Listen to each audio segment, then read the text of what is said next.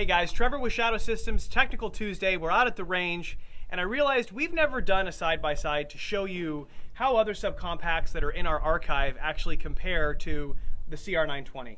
I've got an assortment of guns on the table that I feel are kind of representative, current models that are pretty popular, and I wanted to just show you the side-by-side, mags in, of course, and talk about capacity, and then I'm going to shoot them as well and just give you my thoughts on what I like about them or don't like, okay? So the first and most obvious comparison, the one that I always kind of harp on, is a comparison between the regular 43, the one that's been around forever, and then a CR920, okay? It's not, the best comparison is not a 43X, it's a 43 for obvious reasons, okay? They're about the same size. When you stick in the magazine that comes with the gun, now this is the one, of course, that has the little, has the finger rest on it. So, you know, the normal 6-round magazine is going to be a little shorter, but I just want to make the point that when you put the finger rest magazine in a 43 as it comes from the factory, the guns are essentially the same size. So this is a 6+1 gun, and this is a 13+1 gun. So you get more than double the capacity. From a capacity perspective, you're really better off comparing the CR920 to like a 26, okay? So they're going to be almost exactly the same length. They're going to be basically the same width of the slide. The only difference, of course, is the grip is just a tiny, tiny bit wider. Here, I'll take the mags back out and show you really quick. So the grip on the 43 is going to be, of course, narrower through the grip. But really, because of how thin our panels are and how our texture works, it's not that much thicker, okay?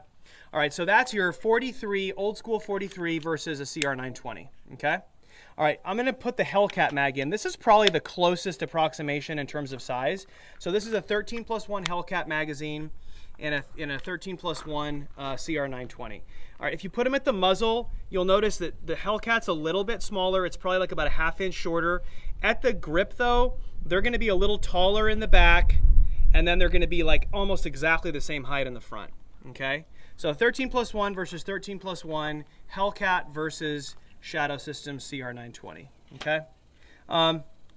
The other one I've got here is the Shield Plus. Now, this isn't a perfect comparison because this is the Shield Plus from Performance Center that's ported, all right? So this gun has a longer slide and barrel on it, and the frame, though, is going to be the same. So if you put the magazine for the, by the way, this is a tight 13. I couldn't believe this. It's kind of weird. So that's 12 rounds in the gun, but it's showing 13, and that's 13. That's a pretty tight 13. I was kind of surprised by that. But anyway, so this is the Shield Plus 13 against the CR920 13. And I'll just ignore the slide because, again, they have a shorter version. But the difference in the mag height is pretty significant. Okay, so same capacity, but obviously a taller magazine and grip. Okay.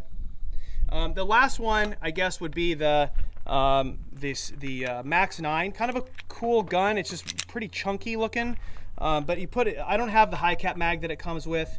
This is the 10-round magazine, so I'm just going to do that for comparison. So if I take a CR920 and I put the 10-round magazine in there, they're pretty much identical. I mean, I guess, actually, no, I'm wrong. The Ruger's a bit taller, so I'll put them like this so you can see. So the Ruger 10+1 versus CR920 10+1, a bit taller in the grip. If I line them up at the beaver tail in the back, then the Ruger is maybe like a ½ inch shorter, okay? So that's the comparison to the CR920 and the Ruger Max 9, okay? I'm going to shoot the 43 first just because it's a kind of a foundation. Normally they come with plastic sights. This one's got some aftermarket sights on it, but it's basically the same thing as far as a stock 43, okay? Yeah, so, I mean, great gun. It's what you expect, reliable, a little snappy for me. But, I mean, they're all snappy, so, like, the differences from one to the next on snappiness is pretty marginal. I also personally like a little wider grip, and the texture is way better on this. But it's, you know, it's a good gun. Nothing wrong with a 43. It's kind of the baseline. I'm going to put the 13-round magazine for the CR920 in here and shoot it next. That's 25 yards, and we're just hammering stuff. I mean, that's pretty good. That's a lot of bullets in there. Okay, here we go. All right, so personally, I feel better shot-to-shot recovery with our gun than with the Glock. That's the whole point, though, obviously, and I'm, of course, biased. What do I notice? I notice the wider beaver tail that comes in the back. I notice the texture all the way around the grip. Also, this feature down here, this little extra skirt we added, makes the gun feel a little bigger than it actually is, okay? So That's the difference, though, in terms of function, or excuse me, in terms of firing it, is just the grip gives you more control in our gun. That's what you're going to feel.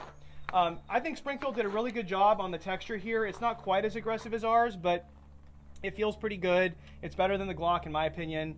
I mean, the gun feels great. I like the sights. They're very similar to ours. I don't want to say they copied us, but it's pretty much the same setup. They have this U-shaped notch in the rear. I tend to like a flat, squared-off notch a little more, but I mean, this is a nice set of sights, so let's see how we do here. I also, by the way, I appreciate this about the Hellcat too. It's kind of like our gun, where you're not trying to kill yourself to get the last round in. You still have a little bit of slack, so the mag's a little easier to load, okay? Let's see. Wow, that's a lot snappier than I expected. I think it's because it's shorter, though. Maybe we got a little more barrel. I don't know, let's see. Yeah, that's kind of a handful for some reason. It's actually kicking more than the 43.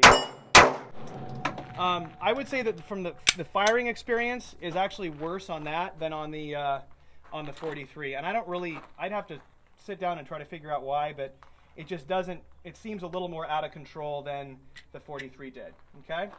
All right, so this is gonna be probably the easiest gun to shoot. This is, again, the Performance Center one. What do I like about it? Well, it's ported. That's kind of cool. Ported isn't my cup of tea for a defense gun, really, but I mean, it's pretty cool. The sights, I mean, they armored the fiber optic elements that are in there. I think it's a little goofy the way the sights look personally, but I mean, that's, you know, the idea of armoring it's a good one. Smith & Wesson used to have an armored version of their fiber optics on their like 340 PD revolvers that had just like a acrylic clear cover over it, and that was a little cleaner appearance in my opinion. I sort of wish they had done that. But anyway, all right, this gun should shoot pretty soft. Yeah, see that top round being that tight? It's kind of difficult to get it back. This has a really nice trigger though. I will say I like their trigger. Yeah, and the comp of course is helping a lot. So you can definitely pick your shots up fast on this. Yeah, nice trigger. Texture is good. I mean, it's actually the biggest gun here by a long shot though, so it should obviously have the nicest recoil impulse. But I mean, that's, you know, they did a good job on this. Nice trigger. The sights are easy to see. I don't really regard them as combat sights personally because there's no tritium in the front.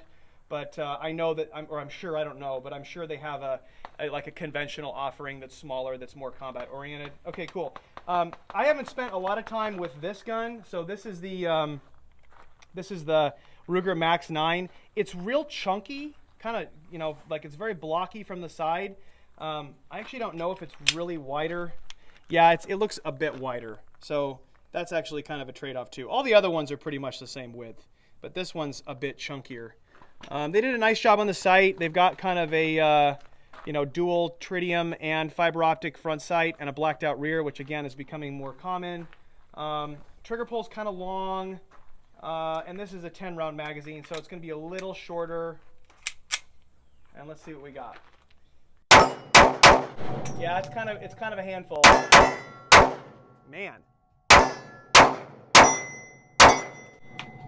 Yeah, I mean, of all the guns, again, I mean, obviously I'm biased, but of all the guns, if I had to pick one to carry, I would pick the CR first because I think it's by far the most controllable, and it's got a capacity to match everybody else here on the table. The 43 doesn't have as much in the way of capacity, but recoil-wise, I think it's better than the other ones, so that's just a trade-off. I'd be interested to try the Shield in the smaller package, the regular one, not the real, the one with the comp on it, because that's obviously giving that gun an advantage. So I hope you kind of can see the world through our eyes, though. That's ignoring my own biases about shooting them. I mean, from a size perspective, that's really the continuum. You got the 43 being just a tiny bit smaller than ours, but with half the capacity. Then you've got ours and the Hellcat pretty much evenly matched. Ours being, I think, a lot more controllable than the Hellcat, and made in the USA. And then after that, you've got, this is probably the least controllable one. Although I need to try it with the extended magazine because it probably wouldn't be as bad. So, all right, there's a rundown. There's some comparison. I hope it's helpful, and we'll see you next time. Thanks.